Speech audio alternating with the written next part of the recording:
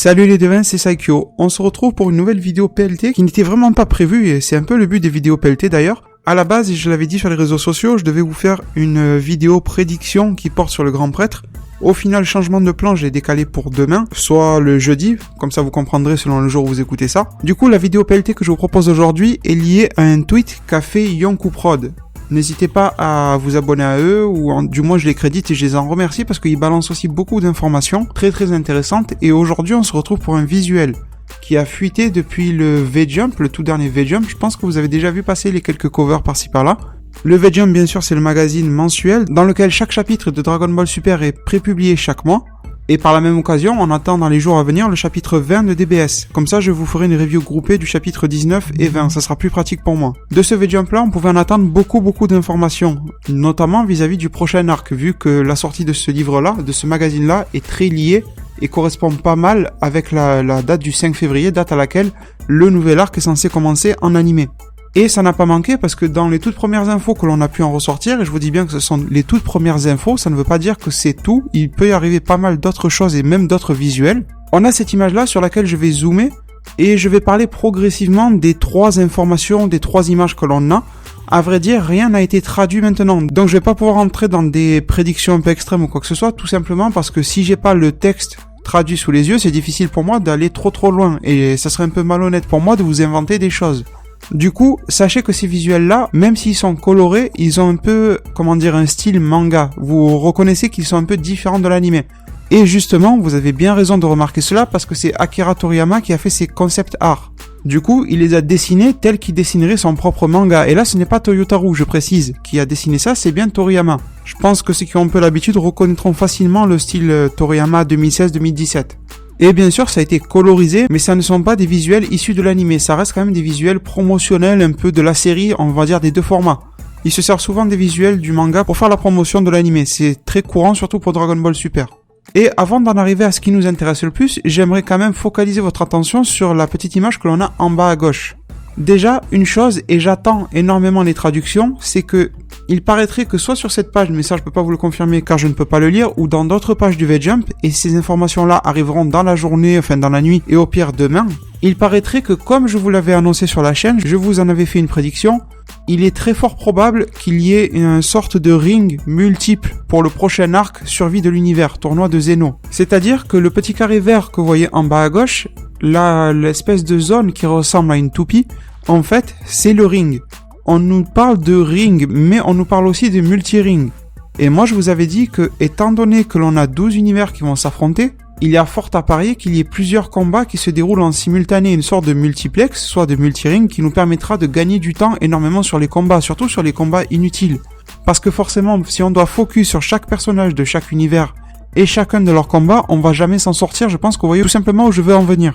Alors les devins, n'hésitez pas à venir en commentaire, je sais que certains d'entre vous parlent vraiment plutôt très bien le japonais. Si vous avez des informations, quelque chose qui en ressort, quelque chose dont vous êtes sûr, bien sûr, il faut pas s'amuser à venir dire n'importe quoi non plus. Si vous n'êtes pas sûr, il n'y a aucun souci. Mais si vous avez une information, si vous arrivez à lire quelque chose sur ces scans-là que je vous affiche, un truc qui vous semble important pour l'avenir de la série Dragon Ball Super, n'hésitez pas à venir le dire. Moi-même, je viendrai vous y répondre et ce sera des informations dont je pourrai aussi me servir pour une future vidéo. Donc, pour le moment, on a cette fameuse, on va dire, rumeur, on va en rester là, je vais pas vous dire de conneries, concernant le multi-ring, mais on s'avance de plus en plus vers cette option. Et si elle est évoquée, je pense que c'est pas pour rien, c'est qu'il y a quand même quelque chose qui en parle quelque part. Mais sinon, ce qu'on a vraiment à se mettre sous la main, c'est ce fameux ring. Je vous disais qu'il ressemble à une toupie, mais en fait, c'est beaucoup plus proche d'un cadran solaire égyptien. C'est vraiment ce à quoi ça ressemble le plus. Alors, est-ce que ça sera le ring pour la finale, ou à partir par exemple des 8e, je ne sais pas, je pense que ça va être un ring à un stade avancé. Il y a plusieurs indications qui sont données aussi, et ça, je pense que ça sera très intéressant de savoir à quoi ça sert. On voit au-dessus une espèce de petite lune, qui est à moitié blanche, moitié noire. Quelle est sa signification? Ça doit aussi renvoyer vers quelque chose qui a un lien avec des mythologies égyptiennes ou autres, tout simplement. Ou même des religions, chose que Dragon Ball Super fait souvent. Après, au niveau du ring en lui-même, déjà, je trouve que c'est sympa d'avoir mis ça comme scène pour les combats, tout simplement. Ça ressemble aussi au style des Akaishin qui sont très liés aux mythologies égyptiennes. Pas pour tous, vous allez le voir. On a une espèce d'arc de cercle sur le côté qui, je pense, sera en quelque sorte les gradins pour les peuples mortels ou des dieux un peu moins importants. À gauche, on voit une espèce de double, justement, de ce cadran solaire. sauf qu'il n'y a pas le pylône central, et là, on peut supposer, après tout dépend de l'échelle, on ne connaît pas l'échelle de grandeur de ces bâtiments-là, de ces zones-là, mais on peut supposer que la petite toupie, petit cadran solaire à gauche est vraiment de taille limitée, que ça pourrait être par exemple une zone d'accueil des divinités un peu plus importantes, type Zeno, grand prêtre. Les anges, je pense qu'ils resteront proches de leur Akaishin, mais on peut s'imaginer que le top des divinités sera ici pour regarder le combat. D'ailleurs, je vous avais déjà dit que Zeno organisait ce combat de la même manière qu'un empereur romain qui regarde des gladiateurs se battre. Et si vous regardez bien la disposition, c'est très similaire. On a tout un arc de cercle qui probablement va servir de gradin au public, ça ne reste que mes suppositions, mais ça m'a l'air très logique, sinon où est-ce qu'on va mettre tout ce public-là? Et totalement à l'opposé, on a le chef de tout, à savoir Zeno, qui va regarder ces entre guillemets gladiateurs, soit les combattants des 12 univers, se taper dessus tout simplement. La disposition ressemble énormément, sauf que c'est adapté à un autre type de décor. Après, c'est vrai que je vous avoue que cette espèce de lune en haut à gauche m'intrigue beaucoup. Je pense qu'elle va pivoter et que chaque face va faire que la zone va changer, que certaines conditions sur le combat vont être affectées. Je pense qu'il va y avoir un délire comme ça. Voire même que ça pourrait être encore plus important. Rappelez-vous que le ring du tournoi de Champa était très très important. C'était en fait une super Dragon Ball. Donc on peut estimer et espérer que ce type de choses se reproduisent. Je suis pas en train de vous dire qu'il y a une Dragon Ball cachée là-dedans, ni une super Dragon Ball. Mais on peut supposer qu'il y aura quelque chose qui contient certains pouvoirs, une certaine signification, une certaine valeur. Ou alors qui affectera le cours des choses durant le cours des combats. Et si du coup je devais vous faire une proposition, ou on va dire une mini prédiction concernant la manière dont va être utilisé ce ring-là, moi je verrais bien la chose qui suit. C'est-à-dire que bien sûr, les combats vont se réaliser sur la zone circulaire que vous voyez au milieu. Les gradins seront sur l'espèce d'arche en arc de cercle autour en haut. La petite zone va servir de lieu pour que au moins Zeno et ses gardes et à minima le grand prêtre puissent observer les combats. Après, vis-à-vis de l'utilité du pylône central de ce fameux cadran solaire et de l'espèce de lune que l'on a en haut, donc voici ma proposition. Cette espèce de lune va forcément tourner, avancer ou avoir une forme de rotation, comme les planètes dans l'espace. Si nous, dans la vraie vie, on arrive à lire l'heure qu'il est sur un cadran solaire, c'est grâce au déplacement des planètes, et justement par rapport à l'alignement entre notre propre planète et le Soleil, sa rotation, etc. Et du coup, ce qu'on peut penser alors par rapport à ce ring, c'est que les combats seront délimités dans le temps. Et que ce temps-là sera donné par le système de rotation de cette espèce de mini-lune. Et on pourra alors déjà la voir visuellement bouger et se déplacer et avoir une rotation sur elle-même, ce qui ferait qu'elle commencerait en mode blanc et qu'elle finirait par devenir et se tourner sur sa moitié noire, ce qui insinuerait la fin du combat. Et en même temps, le pylône en plein milieu servirait à comprendre que le début du combat est à tel endroit et la fin du combat c'est à tel endroit. Comme ça, on comprendrait combien de temps a passé. Ça serait peut-être une unité de mesure du temps divin, à savoir que les dieux et tout ça seraient pas forcément affectés de la même manière par le temps. On peut imaginer un système comme ça, c'est un peu brut ce que je vous dis, mais je pense qu'on peut imaginer un truc de ce genre-là. Et ça mettrait aussi beaucoup plus de pression si par exemple un combattant est le dernier de son univers, on verrait l'ombre de ce fameux pylône au centre du cadran solaire se déplacer et arrivant vers la fin, et ça mettrait beaucoup plus de pression de savoir qu'il va se faire détruire ainsi que son univers, parce que je vous rappelle que les enjeux de ce tournoi sont la survie de chaque univers. Chaque univers perdant verra son univers se faire détruire. Et on peut imaginer alors que si l'espèce de lune devient noire, elle aura un effet de destruction. Déjà immédiatement du combattant qui vient de perdre, et pourquoi pas avoir un lien sur la destruction de l'univers qui est lié si c'était le dernier combattant. On peut imaginer ça aussi. Avec une sorte de rayon tout simplement qui sortirait bêtement de cette espèce de lune noire qui serait passée de blanche à noire et qui taperait en plein sur le combattant qui vient de perdre. Après pour la destruction d'un univers directement à partir de ça j'y crois moyen. Je pense plus que ça serait par exemple Zeno qui prendrait une version miniature, car rappelez-vous que devant son palais il a une version miniaturisée de chaque univers et qui le détruirait de ses propres mains ou avec une petite attaque qui le détruirait complètement.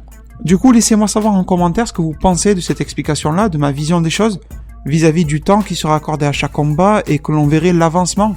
D'ailleurs, ce système de lune qui avance et tout ça, ça me fait beaucoup penser aux missions que l'on avait dans le jeu Zelda Majora Mask sur Nintendo 64, dans lequel il y avait pas mal de missions qui étaient limitées dans le temps, et rappelez-vous de l'espèce de grosse lune dans Zelda, qui d'ailleurs avait un visage assez malsain, et de mémoire, parce que j'ai pas beaucoup fait le Majora Mask, même si j'aime beaucoup Zelda, plus cette lune se déplaçait ou s'avançait proche de la Terre, plus on comprenait que la mission allait prendre fin, il y avait un délire comme ça. Du coup, je pense qu'on peut se rapprocher d'un système similaire. Je pense qu'on a fait le tour concernant ce ring, pour moi c'est une plutôt bonne nouvelle, j'attends justement d'avoir des informations concernant le multi-ring, et de savoir tout ce qui est écrit en japonais sur cette page.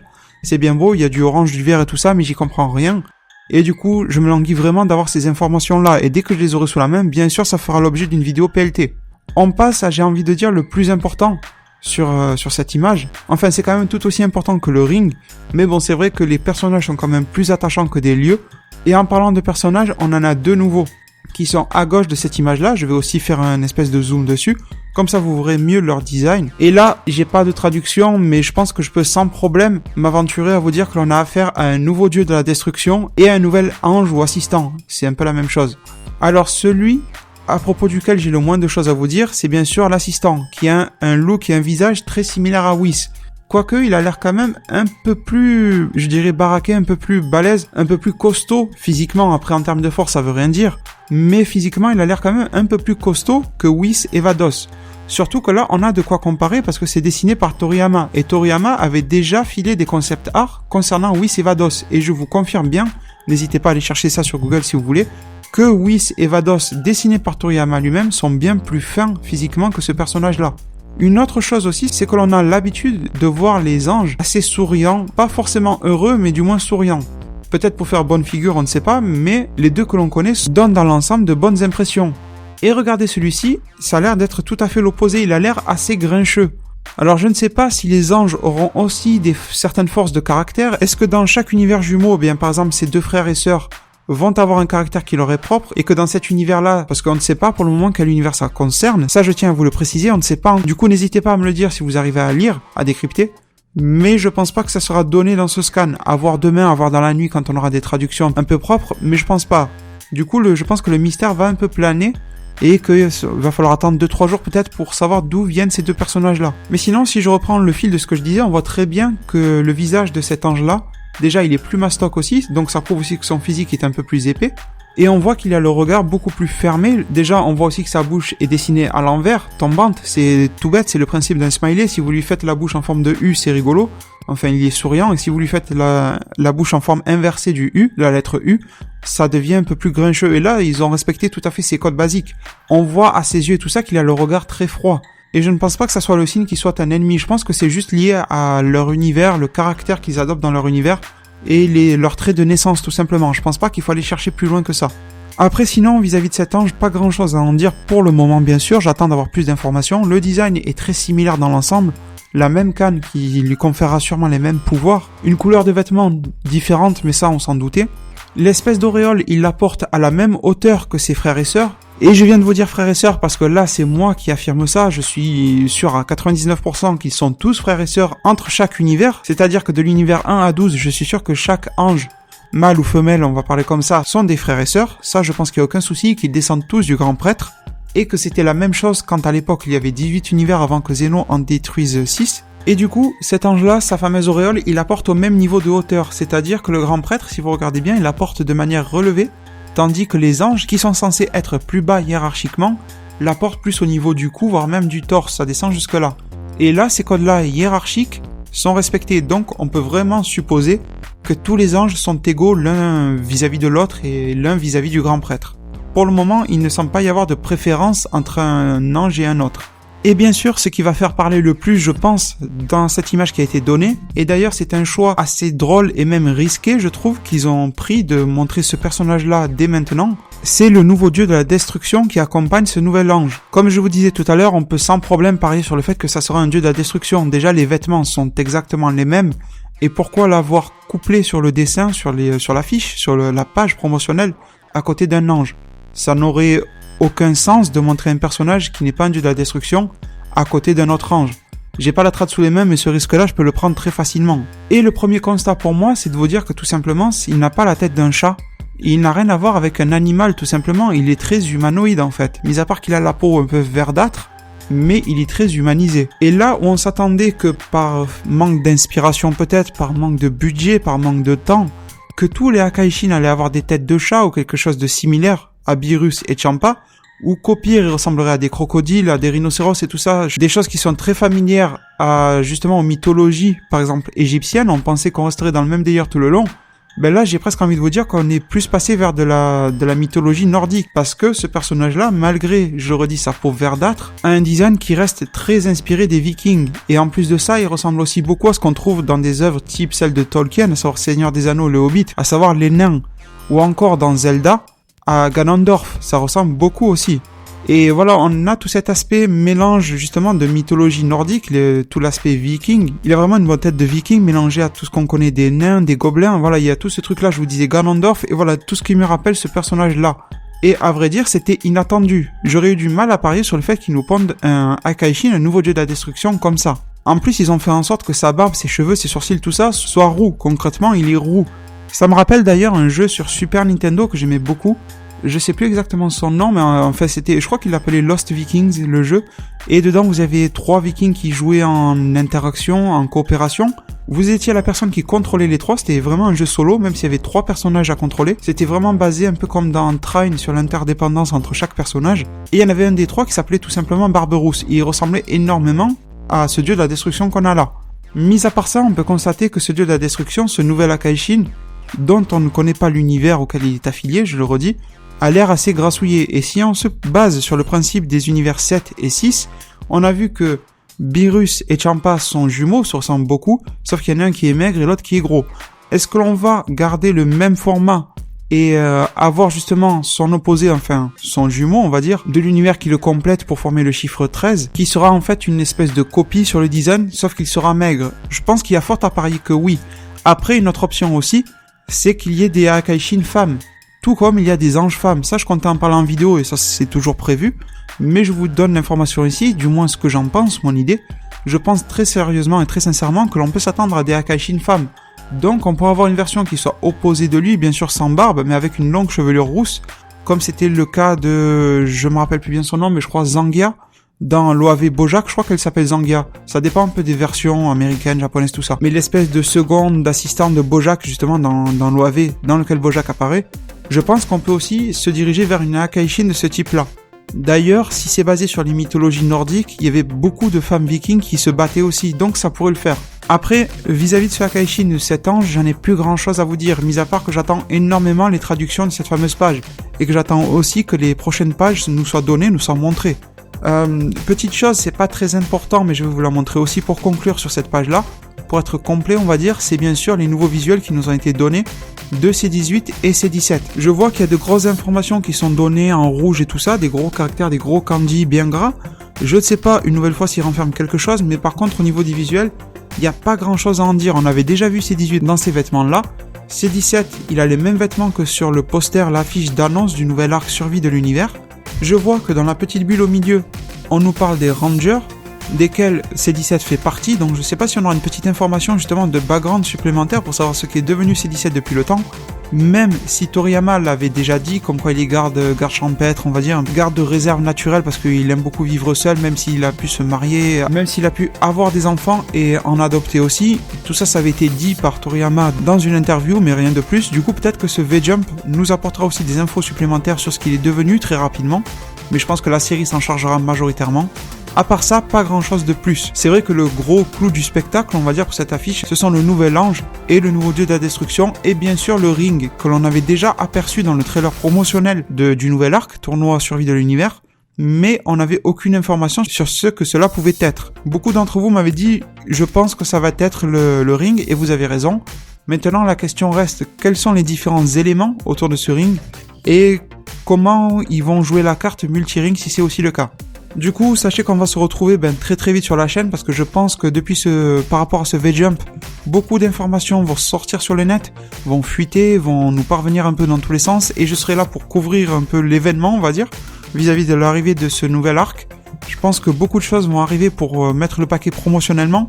Aussi bien la Toei Animation que Fuji TV que la Shueisha côté manga papier ont besoin d'appuyer leur nouvel arc Dragon Ball Super pour qu'il y ait des ventes, hein, tout simplement, c'est l'aspect commercial qui va les pousser à jouer le jeu. Les hors-séries récents ont beaucoup fait baisser la hype et la pression et l'attente autour de Dragon Ball Super, mais je pense qu'ils vont essayer de nous attiser, de nous réveiller autour de leur nouvelle œuvre, et je pense qu'ils démarrent plutôt bien en nous mettant des visuels qui font énormément monter l'intrigue et auxquels on s'attendait pas, avec par exemple ce Akaishin à la peau verte, la barbe rousse et aux airs de nains vikings Ganondorf comme je vous disais. Du coup les devins, je vous remercie énormément de m'avoir écouté durant le temps de cette PLT. J'espère qu'elle vous aura plu, qu'elle vous aura apporté quelque chose de nouveau. Si vous n'avez pas vu ce visuel, il est encore peu répandu sur le net à l'heure à laquelle je vous parle. N'hésitez pas à venir en commentaire me dire ce que vous pensez de tout ça, quelles sont vos théories concernant tout ce que j'ai dit, Multiring, ce Akaishin, quel sera son opposé, tout ça. Sachez que je réponds à tous les commentaires.